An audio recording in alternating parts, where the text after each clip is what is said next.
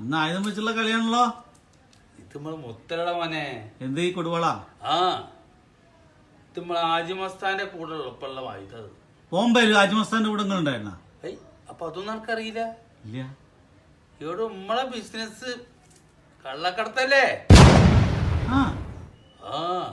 ആശാന ബോംബെ കള്ളക്കടത്തുണ്ടായിരുന്നു. കള്ളക്കടത്ത് അത് എവിടെ വെച്ചിട്ട്? നടുക്കടലിൽ വെച്ചിട്ട്. കപ്പലില് സാധനം അവരിങ്ങോട്ട് കൊണ്ടുവരും, ഞങ്ങളിപ്പോ അങ്ങോട്ടും കൊടുക്കും.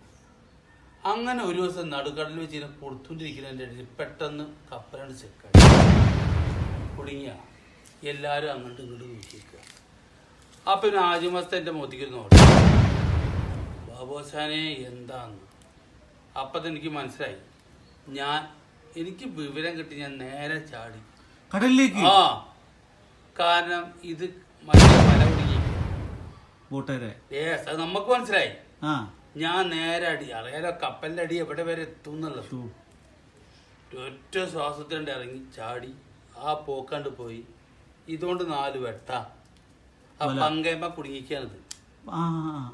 പങ്കേമ അപ്പാണ്ട് വെട്ടി ഞാൻ എടുത്തിട്ട് വരുമ്പോണ്ട് അങ്ങോട്ട് പോകുമ്പോ കാലാരും പിടിച്ചു വലിക്കുന്ന പോലെ ഇങ്ങോട്ട് തന്നെ പാക്കിന് പിടിച്ച് ഇതാര കടലില് ഇതിന് നടുക്കടലിന്റെ അടിയില് എന്റെ കാലം തിരിഞ്ഞു വെക്കപ്പോ എന്താണ് നീരാളി. ആര്? നീരാളി.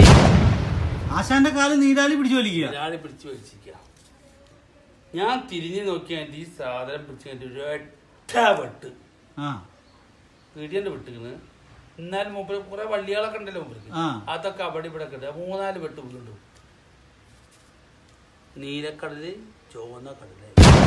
അതാണ് ചുവപ്പ് കടൽ, ചെങ്കടൽ. ചെങ്കടൽ എന്ന് പറഞ്ഞ അങ്ങനെയും പറയാ. അങ്ങനെ ഞാൻ ഒറ്റ ആകൊരു ശാസ്ത്രം ഇത്തിരി ബാക്കിയുള്ളൂ. മേലിന്ന് പിടിച്ച നേരെ പൊന്തി. മനസ്സിലായോ? അങ്ങനൊരു കാലം. അതപ്പോ കാലുമേ കാണുന്ന അടയാളം കണ്ട അന്നത് മാന്തിയതാ. ഞാൻ പറഞ്ഞേ വാല് അത് മാന്തിയ സാധനങ്ങൾ ഈ കാണുന്ന കംപ്ലീറ്റ് അടയാളങ്ങള്. അതൊക്കെ ഒരു കാലണ്ട മോനെ. സമ്മതിക്കണം കേട്ടാ.